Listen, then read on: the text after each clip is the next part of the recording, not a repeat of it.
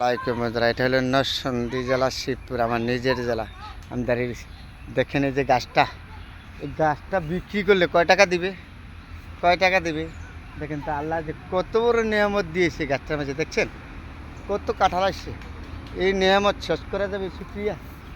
দেখেন তাই গাছটাও দেখেন গাছটার মাঝে কতগুলি কাঁঠাল দিয়েছে আল্লাহ, এই শুক্রিয়া শেষ করা যাবে আল্লাহ এই নিয়ামত।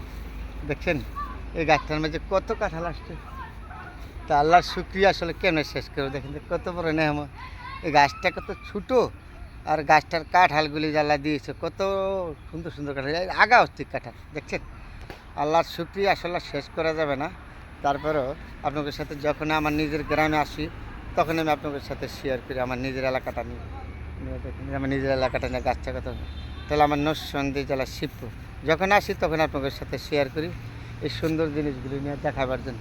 এই গাছটা আগা অস্থির কাঁঠাল, এটা হলো আমাদের এলাকায় বিখ্যাত হলো কাঁঠালের জন্য, লটকলের জন্য, তরকারির জন্য খুব বিখ্যাত এলাকা।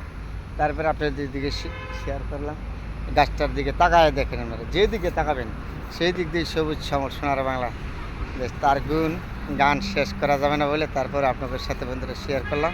গাছে কত কাঁঠাল দিয়েছে, কত বড় নেহমত দিয়েছে, তার শুক্রিয়া শেষ করার মতন ক্ষমতা আমার নাই। যেদিকে তাকাবেন এদিকে সবুজ শ্যামল সোনার বাংলাদেশ, তার নাম দিচ্ছে নরসিংদী জেলা শিবপুর।